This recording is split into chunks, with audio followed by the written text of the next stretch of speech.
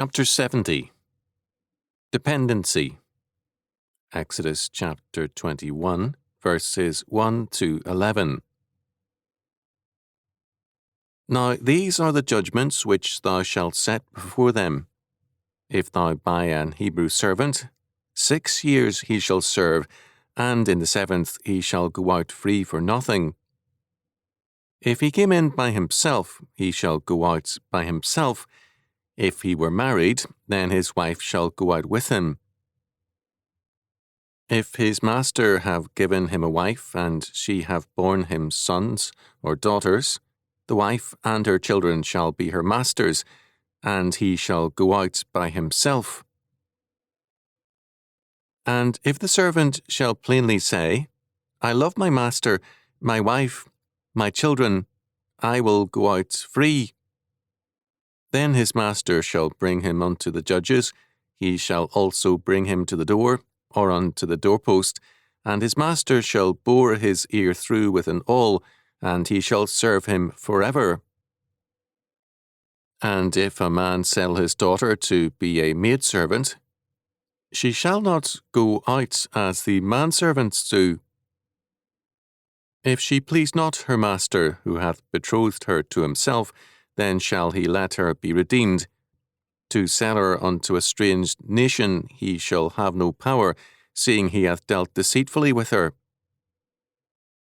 And if he have betrothed her unto his son, he shall deal with her after the manner of daughters. If he take him another wife, her food, her raiment, and her duty of marriage shall he not diminish. And if you do not these 3 unto her, then shall she go out free without money. Exodus chapter 21, verses 1 to 11. Texts like these are embarrassing to many churchmen and a delight to those who want to ridicule Scripture. Of course, given the evils of this century, such attitudes are hypocrisy. These laws are usually titled laws of slavery. This at once creates a false impression because what we have here is very different from what we call slavery. First of all, the law has reference to Hebrews only, verse 2. The economy and polity of Hebrew life was familistic. Virtually all of life existed within the circumference of the family. This is why any offense against the family was so serious a matter. Second, the word slave is nowhere used. The Hebrew word in verse 2 is ebed, meaning servant, bondsman. The reference was to someone who, either because of debts or poverty, entered the service of a man for a 6-year period. True as this is, it still does not describe what such a person was. As long as he was in the family, he was a lesser member thereof. Abraham, before Ishmael's and Isaac's births, had as his steward and his heir a man born in his household of such a bondservant. Genesis chapter 15, verses 2 and 3.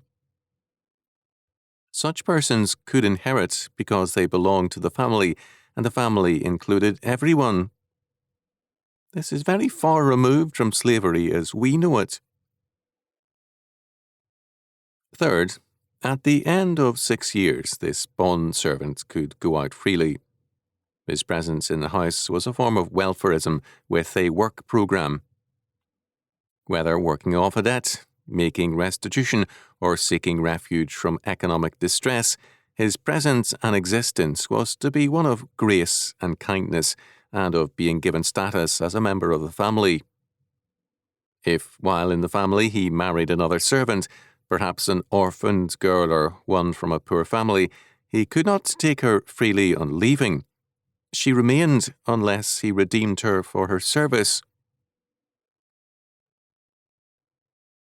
Under normal circumstances, a man had to provide a dowry for his wife, and this gave evidence of his responsibility.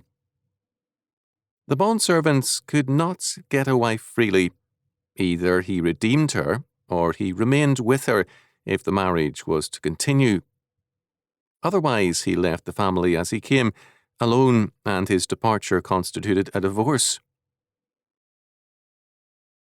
Fourth, the man could say, I love my master, my wife, and my children. I will not go out free. Verse 5.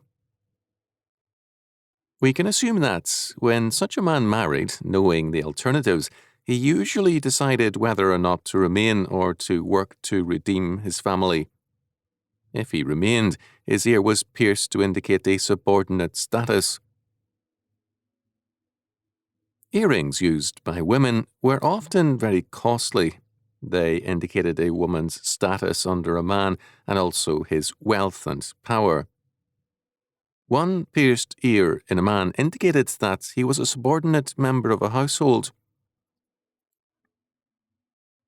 Fifth, in verses 7 to 11, we have laws relative to women and bondservants, specifically young unmarried girls. Other women came into service with their families, their father or husband.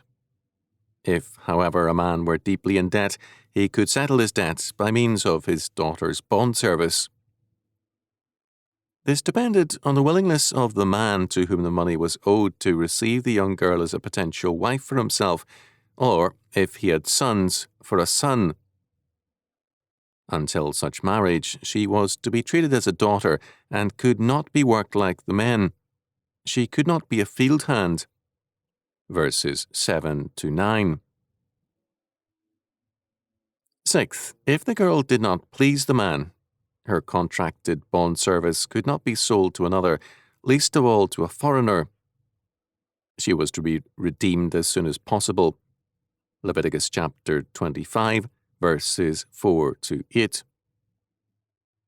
Since the period of bond service was a time of training within the family circle for marriage, the master who broke the promise is said to have dealt deceitfully with her. Seventh, polygamy is forbidden in Leviticus chapter 18, verse 18, which reads, Neither shalt thou take a wife to her sister, to vex her, to uncover her nakedness, besides the other in her lifetime. Polygamy is seen by God as an inferior form of marriage. The law forbids it, but also imposes regulations on those who practice it. In verses 9 to 11, we have the law relative to a marriage with a girl who is a bondservant. Since she comes from a poor family, she has no powerful brothers and father to protect her interest, and the husband thus could feel free to take a second wife. In such an instance, her maintenance could not be diminished, nor her sexual rights. Furthermore, her son could not be set aside in favor of the second wife's son. The firstborn remained heir. Deuteronomy chapter 21, verses 15 to 17. God's law thus provides safeguards for the helpless. The marriage of a girl who was a bondservant was thus accorded special attention and protection. If these terms were broken, then shall she go out free without money.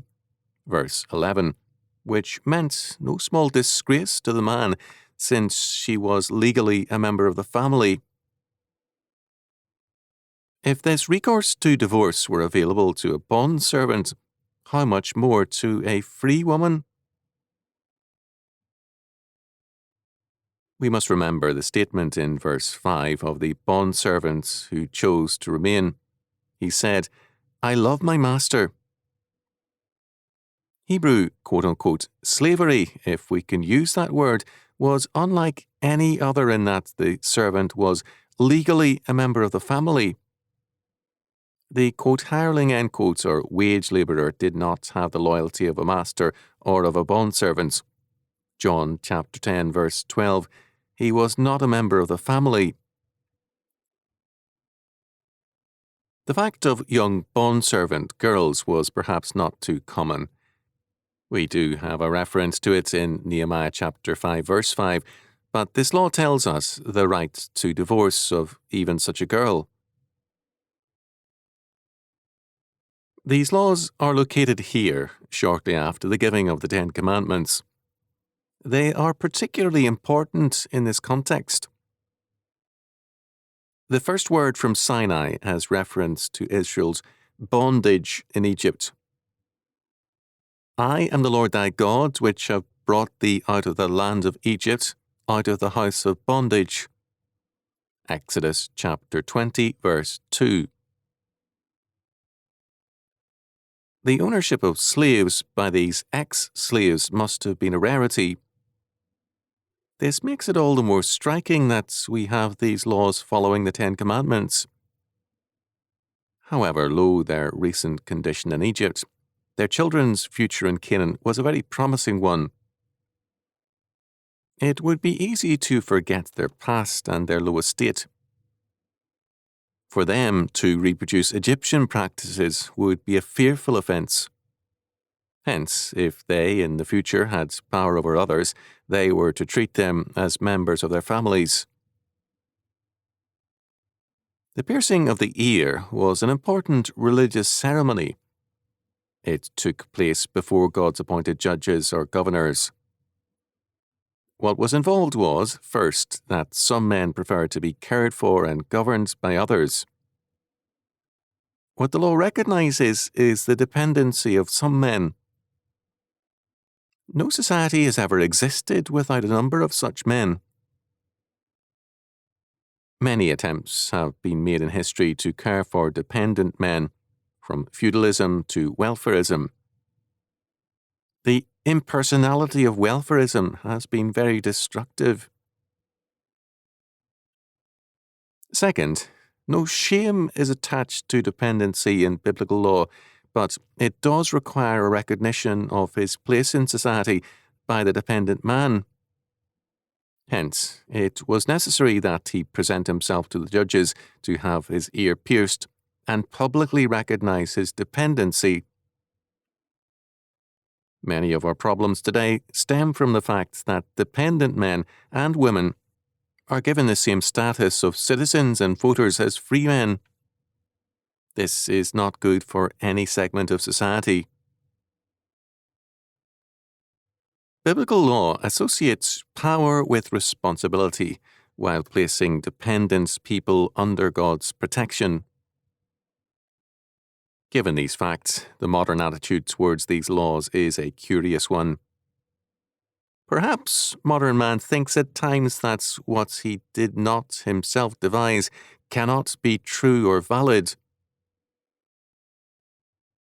Turning once again to verses 7 to 11, the female bondservant who was taken as a wife for a son, the law is very specific. The head of that family shall deal with her after the manner of daughters. Verse 9. In a marriage, a father required a dowry of the young man. Here, the girl bondservant was to be treated similarly. In verse 11, failure to provide for her properly meant that then she shall go out free without money. That is, without the payment of any redemption money and with whatever dowry the father required of his son, her husband. This makes very clear that God's law protects even a girl who is a bondservant from any abusive use by her husband. She is a daughter in Israel and is to be given all the privileges thereof. Now, if a girl who is a bondservant is so protected and is given grounds for divorce, how much more does this apply to free women? In every instance, the husband is not allowed to abandon a godly woman and to exploit his superior position. His headship does not mean that she ceases to be God's daughter in Israel, and God is her defender against ungodly divorce. Thus, the idea that in the Old Testament divorce is exclusively a male prerogative is a myth. If a female bondservant had a legitimate ground for leaving her husband, how much more so any woman then and now who is denied her due marital privileges.